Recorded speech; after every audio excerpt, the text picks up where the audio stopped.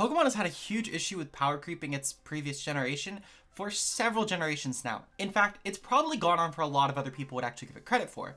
But in today's video, I want to discuss the dangers of power creeping on the competitive landscape and just how I think it will actually end up ruining Pokemon Scarlet and Violet when they release.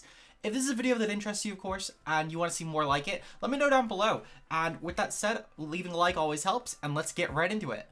So, of course, we do need to start where power creep, in my opinion, first became an issue.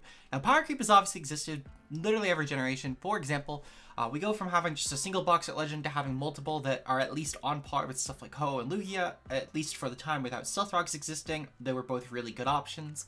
Then we go to a generation that introduces abilities, and some of the first Pokemon we get are the Weather Trio, with Rayquaza, Kyogre, and Groudon, and especially Kyogre was a pretty terrifying Pokemon. But the first generation where power creep actually truly became a problem was Generation 4. And this actually comes down to the Pokemon Arceus. Now at the time, especially, one of the big issues was no team preview and not knowing actually what type Arceus was. Because there was not really a way to do this, and you had pretty easy ways to actually lie about your Arceus form. For example, the infamous naming an Arceus Ground, Arceus Rock, or vice versa, and other things of that sort. So in my opinion, this was the first generation where power creep truly actually became what I would consider problematic. Now Arceus as well has a lot of other issues. For one, this was the highest base stat total Pokemon for a good amount of generations, and while it was clearly intended as this is considered like the deity of Pokemon, at the same time though, it is still definitely pretty problematic for the competitive landscape.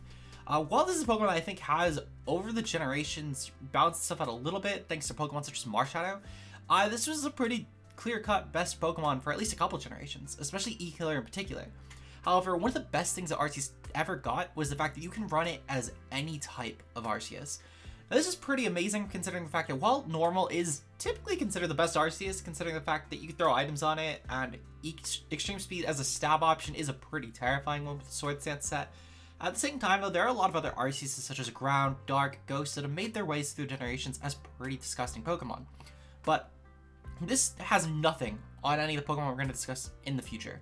Now, the next Pokemon I want to get into, while I don't think it's necessarily as broken as Arceus, it's a lot more going towards a trend of Pokemon that are basically either created to be meta-dominating, or they're created to be absolutely abhorrent to play in a metagame. And that goes to none other than Primal Groudon, actually. Now, Primal Groudon is one of those legendary Pokemon that has gotten about 80% usage depending on the format in Ubers, which, while I get that there is an argument that Primal Groudon is a necessary balance piece, at a certain point it gets pretty centralizing. Like, this is a definitively centralizing Pokemon. Whether you like to admit it or not, whether it's balanced itself out in the tier or not, whether it can check itself even or not, you're shooting yourself in the foot not adding Primal Groudon to your team. Primal Groudon is a Pokemon that, objectively speaking, when you're running Ubers, you are at a disadvantage not having it in your team. And while there are definitely some Pokemon that can make up a role similar to as well as it could do, for example, Arceus Ground can do a lot of the things that this can do without having the fire typing, though at the same time it does have a little bit of things against it. For example, Primal Groudon's got a bit more natural physical defensive bulk and a lot better of a breaker, and it's also a pretty good cleaner too at that. But Arceus Ground also has some other factors such as reliable recovery, only a single typing, which means that of course it's not going to be, in theory, it's not going to be getting weaknesses stacked, especially with the Primal Kyogre matchup, where while it is still fairly weak to it, of course, Primal Ground at the very least is a lot weaker and risks speed ties, whereas Arceus Ground at the very least could fire off Judgment in theory. So there's the give and take there. Same as also Saga Complete, pretty good defensive ground option depending on the tier you're playing. But Primal Groudon, in most teams, you are objectively at a worse position not using it. So while I don't think this is necessarily the biggest deal for power creeping, I think it points out a great trend of where Pokemon will end up going and following this sort of footstep while also then making them even more broken. Now, this generation did obviously also give us another absurd Pokemon for power creep, and this was the first truly absurd example, being Mega Rayquaza. The Mega Rayquaza is actually absurdly broken for a few different reasons. For one, as you can see on here, the base stat total of 180 in both offenses, 100 in both defenses, 105 HP, and 115 in the speed stat. This is an extreme breaker that has actually no stat flaw. 105, 100, 100 is a fairly bulky Pokemon, especially for an offensive mon like Rayquaza. 115 outpaces pretty much any other dragon that's really noteworthy in Ubers, especially at the time of its release. On top of this as well, it has priority. It's a pretty amazing Scarf, and it can even throw an Adamant on most sets actually, whether it's Scarf or otherwise. You get some really good options like Sword Stance and Dragon Nets are set up. Special is fairly viable on this. It gained a move pretty recently, I believe it's recent as Generation 5, known as V-Create, which is an amazing option for steals, which is stabs. So this is a lot of options going for it. But even more so, this takes on a lot of the really top tier Pokemon. For example, with Delta Stream, you're able to get around Primal Groudon's immunity to water, and by doing so, you're able to go for moves such as Waterfall or Surf on it to just completely destroy Primal Groudon, one of the top tier Pokemon at the time maneuvers. Other options, of course, you can really take advantage of with this are Primal Kyogre clearing the Rain, which at least in general, even if you were to switch out Rayquaza later, the Rain doesn't reset with Kyogre. So you would actually weaken Kyogre's damage output doing this as well. Albeit, this one's a lot more risky because even with Delta Stream weakening your weakness to Ice types, Ice Beam is still a pretty destructive option when you do have to face that. So, in general, I think there's definitely better options that you could utilize Rayquaza for, but even still, this can absolutely destroy Kyogre in most cases. Not only this, but Rayquaza also, as mentioned, did have priority, which is a really big deal when taking on a lot of Pokemon such as Xerneas in the tier, which were pretty good sub-sweepers that could actually pressure Ray pretty well. But if you were to, let's say, go for a Dragon Ascent on the Geomancy turn instead of switching out into your Steel type, then at that point you could just fire off an E-Speed, and Xerneas is kind of screwed. And it has to make that prediction perfectly, because if you were to just Moonblast, then at that point you can't even get a good amount of damage off from the Steel type that would be switched into. So this was a pretty big problem for Ubrius at the time.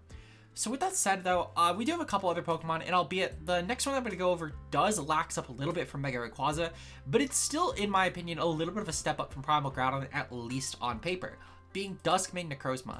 Now Duskmane Necrozma, in my opinion, despite being a little less centralizing Primal Groudon, was a really big problem, and it's specifically when you pair this Pokemon with the other Pokemon from Generation 7, Ultra Necrozma. Now, Ultra Necrozma and Necrozma Duskmane did have one factor really going in their favor, and that's the fact that at the very least, if Ultra Necrozma came, and you figured that out at some point in the game, it's because it had to go for the transformation, which means you know its item has to be the Ultra Necrozmium Z. So with that in mind, of course, it's at least fairly telegraphed item-wise what set you're running. But does it really matter? I would argue no, and it's specifically when you pair these two in tandem with each other, because Ultra Necrozma has a pretty big issue with fairy types, and Duskmane Necrozma, on the other hand, really is amazing at destroying them. It's probably the best steel type even still to date in terms of being a Xerneas option, considering if Xerneas gets set up, it can still do a lot of damage to stuff like Zacian Crowned. However, Necrozma Duskmane, on the other hand, with the Split F set, could actually very easily take on Geomancy Xerneas. So in my opinion, this is probably the best way around fairies that we've ever actually been given. Not only this, but Duskmane Necrozma also has a fair bit of versatility in itself. For anyone who, of course, watched the best Pokemon for each type video that I did recently, if you haven't, link up here. But I did discuss how Necrozma Duskmane has a lot of options, such as Trick Room. It's a great rocker. It's a great helmet Pokemon with just stuff like T-Wave, Moonlight, Earthquake, Sunsteel. You have pretty good SD sets, even just Dual Dance sets. You can go with Dragonets this generation as a Generation 8, but at the time, Generation 7 didn't have that. Even still, Special, unironically, isn't the worst in this, albeit you'd probably be using Dawnwings if you're going with Special, which is also a terrifying option if you were to go with a Special Ultra Necrozma, but it's a lot more telegraphed that you're going with Ultra, because there's almost no reason to run regular Dawnwings without the intention to Ultra Burst. But with Duskmane Necrozma, though, the fact that you could pop that at any time and go for that transformation, it's not something that like Primal Groudon or Kyogre you switch in and it activates, does make this a pretty terrifying Pokemon, because you don't actually know until it's too late that Ultra Necrozma existed on the team. And while I think that Primal Groudon has a lot better options specifically against the metagame, on paper, Ultra Necrozma is a behemoth. It is an absolute titan, and I think it does demand a lot of respect. And at the very least, the option to have two insanely broken Pokemon that require extremely different methods of checking, and typically you can't even tell which it was until it's a bit too late, does, in my opinion, at least show that this is still a pretty bad example of power creep, especially when you consider the fact that this also, in tandem with the transformation, has a really good Z move that hits for 200 base power Psychic when you use it, being Light that Burns the Sky, which is absurd to think about. So, especially when you take into fact the fact that this is a really fast Pokemon, even outpacing Mega Ray, and still keeps up the very good offenses and decent bulk with an extra belt for the ability. This Pokemon should have never actually been a Pokemon that existed, in my opinion, especially with the fact that it's tied to a generation gimmick so heavily, and all it really does is just make another Pokemon being Duskmane that much more oppressive. Now, to be fair, nothing we've mentioned so far even holds a candle to our next two, and I'm going to actually go out of order for this because I do want to point out the second to last Pokemon on my list for last. So the next Pokemon, of course, Calyrex Shadow Rider. For anyone who remembers the Isle of Armor and Crown Tundra DLCs, of course, this was a Pokemon that was tied to the Crown Tundra one specifically. And this Pokemon in general is a pretty impressive one in singles at the very least. While Ice Rider is still really good in doubles, the gap between the two is a lot greater in singles at the very least, because of Calyrex Shadow's ability to have a 150 base speed on top of 165 special attack. And again, not the worst bulk for a Pokemon that has as great speed and special attack as it has. Unlike something like a Mega Rayquaza as well, or even like a Primal Groudon, as we mentioned earlier, the stats are a lot more streamlined to specifically tailor one set, whereas Mega Ray could definitely be physical or special in any given matchup. However, at the same time though, in those matchups specifically, you're typically not running a mixed Mega Rayquaza. In fact, it's almost impossible to in most sets, unless you're running Draco as your option, which is not really a primary breaking option. It's usually just a fourth option on a set. But with that in mind though, Calyrex Shadow's stats are a lot more streamlined to be as efficient as possible with its one job, being destroying teams and being a great cleaner. Which it really shows the 150 base speed, 165 special attack, and 100 speed F. This is meant to specifically take on and destroy other special Pokemon. The Ghost Psychic typing as well, offensively speaking, this is a monstrous typing, considering the only type that really actually switches on it reliably is Dark, and even still with moves like Pollen Puff, Draining Kiss, this can take advantage of those Pokemon, especially with the Dynamax format benefiting it so much. So in my opinion, Calyrex Shadow, again, another bad example of power creep and why I think it's really impressive. However, it is nothing compared to the great atrocity of Zacian Crowned. And this is where I specifically want to tie this video back to the new Pokemon Koraidon and Miraidon. Zacian Crowned being the cover legend for Sword and Shield, and being such an impressive Pokemon. Even in the Anything Goes format, this is an absurd nightmare. Even in doubles, this is an absurd nightmare. This is basically the step down that you get from Pokemon such as Eternamax Emax, or the Legend played Arceus and Legends Arceus, which will never see the light of day, thankfully. But this is literally like the step down for those Pokemon, in my opinion. Zacian Crown, as I mentioned, has the benefit of, like Calyrex Shadow, of having an extreme base stat total that is very streamlined. Having only 80 base stats that are really wasted in any given game, this Pokemon basically has an efficient base stat total of around 700, considering the actual BST is 720. Well, actually, it's about like 640, but even still, that's pretty good.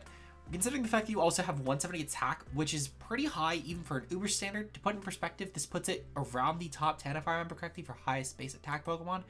As far as Sword and Shield OU specifically, it's the number 2. But if we check at, let's say, National Dex Anything Goes, and we pull up Zacian Crowned right here, and we check by attack, this still sits in the top 10 with only 7 other Pokemon outpacing its attack.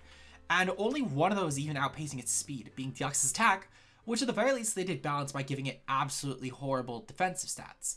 So, as far as a breaker goes, this is a pretty high one on the list. It literally ties for 8th place, and the speed is a lot better than most of these Pokemon. Not only this, but the Fairy Steel typing is one of, if not the best typings to ever exist. And it's one of the best ones as well that ever could exist at that. With the moves such as Behemoth Blade, which also really benefit the gimmick this generation being Dynamax, you're able to do twice as much damage and make up for the double HP that Dynamax was given, in tandem with also having good coverage such as Play Rough, Close Combat, Wild Charge. You're able to pretty much be a box art killer with this Pokemon. Its job was quite literally to be a box art killer. Moves such as Wild Charge were not given randomly, they were given specifically for Pokemon like Ho-Oh, and Close Combat was given specifically for Steel types. This Pokemon was specifically made to be able to handle all its checks. Even options like Crunch, which to be fair, I can kind of get Crunch on this Pokemon. Its function of holding its sword is its mouth. But were given to specifically handle Pokemon like Duskmane that existed in the format. So this was specifically tailored to be a boxer killer, and it was done very meticulously at that.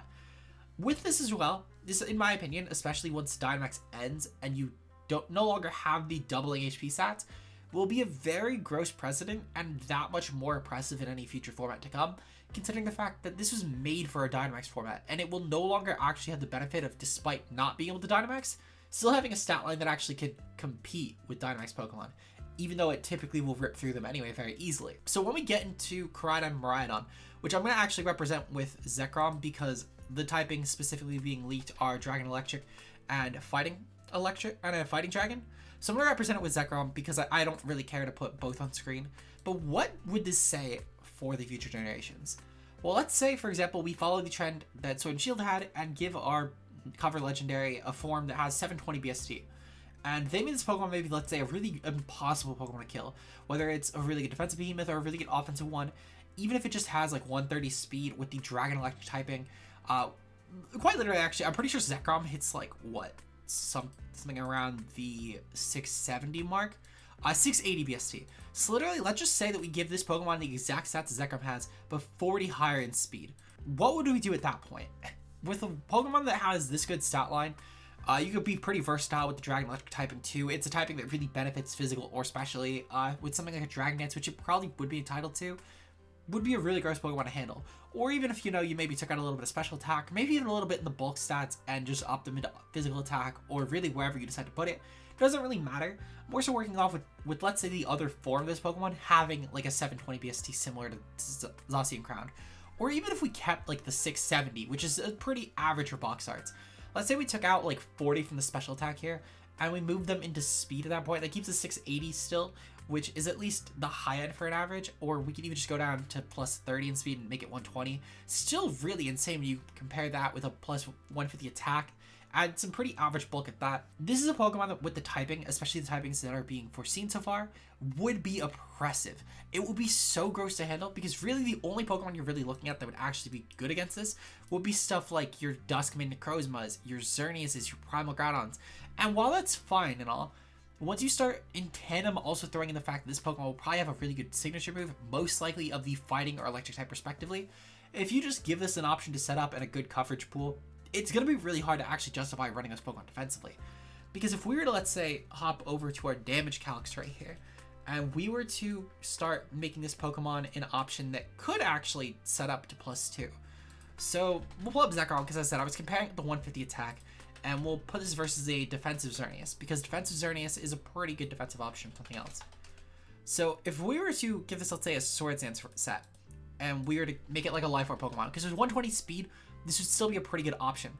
And keep in mind, as you can kind of see peeking out here, but I'll move it over a little bit, this is versus a Max Fizz Def Xerneas, literally Max Fizz Def. And it's still guaranteeing with that just electric attack right away, which as I said, it would probably be the type that it gets. To be fair, I think it's also Bolt Strike, so let's go with Fusion Bolt. But this is literally just off a Sword Dance set, right? So it's still doing near Oko range to these max defensive Pokemon with pretty good defensive stats. Is pretty ridiculous. Because when you bring this in on one Pokemon, maybe pair this with like a Stealth Rocks, that's a near guaranteed Oko just from Ironhead. And even still, the 120 speed, let alone the 130, Adamant is still a pretty justifiable nature on this. Most Pokemon in the between 120 and 100 just don't exist in Ubers. Very few actually do, and they're very niche options.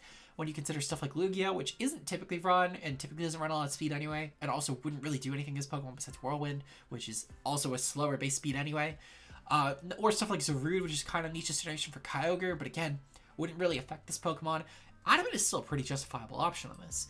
So if we were to compare this with Adamant, let's say, just to, you know, show how terrifying this calc can actually get, with Adamant Nature, you're actually guaranteeing it after Rocks. So Xerneas at that point will be forced to run Heavy Duty Boots, which even with Heavy Duty Boots, it's still 37% chance to actually get that Oko on Xerneas, which is pretty insane to think about, because it's a Fairy type. This is meant to check a Dragon type.